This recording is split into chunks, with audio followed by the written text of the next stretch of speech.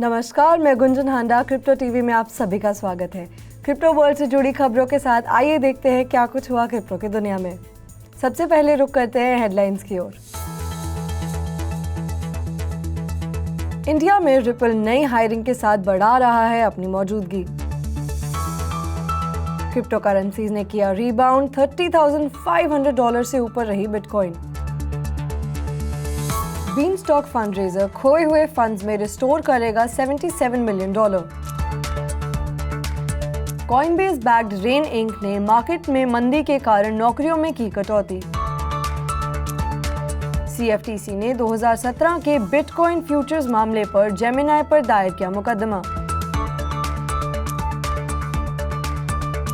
Kia.ai ने भारत का पहला बैंकिंग मेटावर्स किया लॉन्च। RBI ने कहा CBDC प्राइवेट क्रिप्टो करेंसी को कर सकती है खत्म। इथेरियम पर अब तक बिकी $25 बिलियन से ज्यादा की NFTs। 7th most valuable crypto currency XRP को जारी करने वाले रिपल लैब्स भारत में अपनी मौजूदगी को एक्सपैंड कर रही है।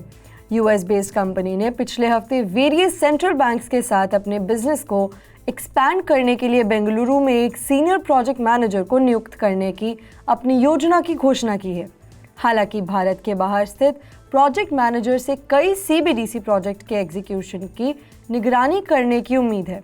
रिपल लैब्स, जिसके पास real time gross settlement system, currency exchange और रेमिटेंस नेटवर्क है, ने 2017 में नवीन गुप्ता को कंट्री मैनेजर के रूप में नामित करने के बाद अपने मुंबई ऑफिस ओपनिंग की घोषणा की थी। क्रिप्टो करेंसीज ने शुक्रवार को US स्टॉक्स के अनुरूप बढ़त देखी, जबकि बिटकॉइन ने $30,500 पर ट्रेड किया। ओवरनाइट ट्रेड में S&P 500 की 1.8% की बढ़त देखी, जबकि टेक हैवी नैस्डैक 100 में 2.8% की वृद्धि हुई। वहीं ट्रेडिशनल सेफ हेवन गोल्ड में कुछ परसेंटेज पॉइंट की बढ़त देखी गई। ऐसे में माना जाता है कि रीसेंट रीबाउंड शायद टेम्पररी हो सकता है, क्योंकि कई मार्केट की अस्थिरता को देखते हुए कई कंपनी अपनी कर्मचारियों को निकाल रही है। इन सब के बीच बिटकॉइन ने हाल ही में पिछले 24 घंटे में 2.5% की बढ़त के साथ $30,500 पर ट्रेड करते देखा गया, जबकि ईथर ने उसी समय के दौरान 0.5% से ऊपर जाने के साथ $1,800 पर ट्रेड किया। वहीं दूसरे मेजर ऑल कॉइन भी बढ़त में रहे। बीनस्टॉक एक Ethereum based stable coin protocol है जो 6 जून को एक फंड रेजिंग कैंपेन की शुरुआत करेगा। अप्रैल में प्रोजेक्ट से $182 मिलियन की निकासी वाले फ्लैश लोन अटैक से खोई गई $77 मिलियन की लिक्विडिटी को रिस्टोर करेगा।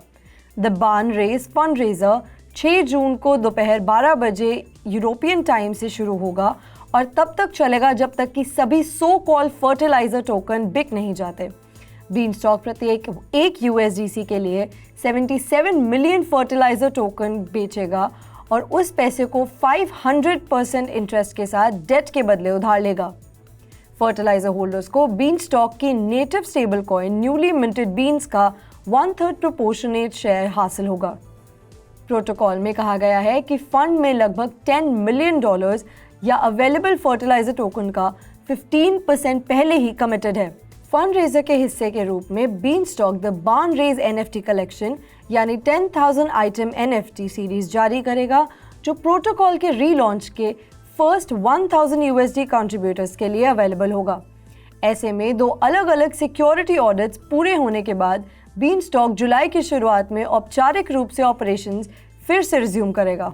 बाहरेन बेस्ड बड़े crypto exchange Coinbase backed rain financial ने हाल ही में डिजिटल एसेट्स में गिरावट के बीच कई डजन एम्प्लॉइज को नौकरी से निकाल दिया है।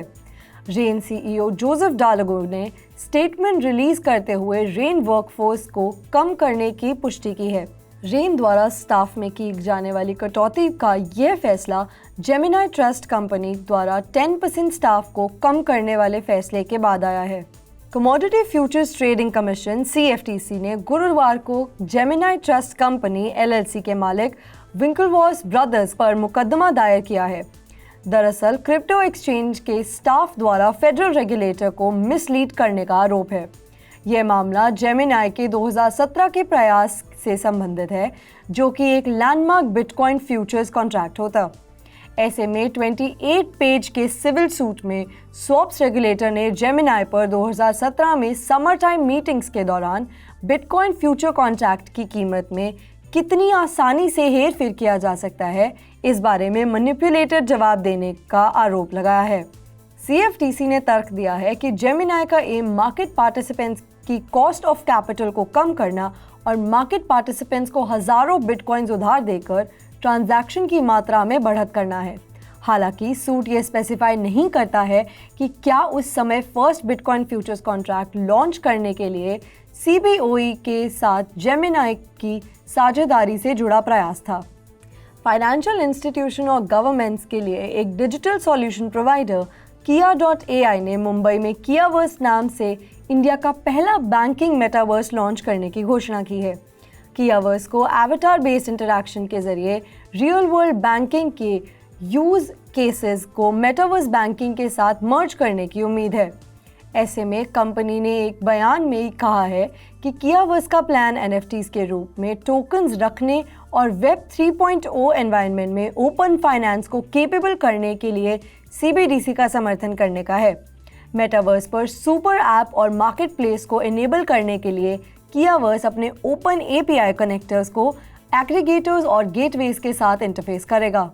रिजर्व बैंक ऑफ इंडिया के डिप्टी गवर्नर T. रविशंकर ने गुरुवार को इंटरनेशनल मॉनेटरी फंड द्वारा ऑर्गेनाइज्ड एक वेबिनार में पार्टिसिपेंट्स को बताया है कि CBDC प्राइवेट क्रिप्टो करेंसीज के एग्जिस्टेंस को खत्म कर सकती है। अपनी स्पीच में डिप्टी गवर्नर ने RBI की व्यू को दोहराया है कि प्राइवेट करेंसीज को सिर्फ इसलिए परमिट नहीं किया जाना चाहिए क्योंकि वे हाईटेक द्वारा बैक्ड हैं। रविशंकर ने कहा कि टेक्नोलॉजी की लिमिटेशंस को समझना इस बात को मैनेज करने में क्रूशल था कि इसे इकोनॉमी और सोसाइटी में कैसे डाला जाए, ताकि लोग इस प्रचार के शिकार ना हो कि टेक्नोलॉजी एक करेंसी बना सकती है। प्राइवेट क्रिप्टो करेंसीज के खिलाफ सेंट्रल बैंकर का लेटेस्ट सैल्वो क्रिप्टो पर गवर्नमेंट के कंसल्टेशन पेपर के जारी होने से पहले आया है। पॉपुलर NFT ब्लॉकचेन इथेरियम ने 31 मई तक all time gross NFT sales में अप्रॉक्सीमेटली $27 बिलियन का माइलस्टोन फिगर पार कर लिया है। अगस्त 2021 से यूनिक शॉपर्स में 148% की ग्रोथ के कारण जनवरी 2022 के दौरान न्यू बायर्स की संख्या बढ़ी। मई की मंथली सेल्स वॉल्यूम ने $3.98 बिलियन के फिगर को पार कर लिया है, लेकिन उसी मंथ इथेरियम का नेटिव एसेट ईथर $2,000 से नीचे गिर गया। इस हिस्टोरिक सेल्स फिगर के कारण इथेरियम अब रोनिन, सोलाना, फ्लो और पॉलीगन जैसी टॉप NFT ब्लॉकचेन में सबसे आगे है। आज के लिए बस इतना ही। क्रिप्टो वर्ल्ड से जुड़ी नई खबरों के लिए बने रहिए क्रिप्टो टीवी के साथ। तब तक के लिए मैं गुंजन हांडा आपसे विदा लेती हूँ। नमस्कार।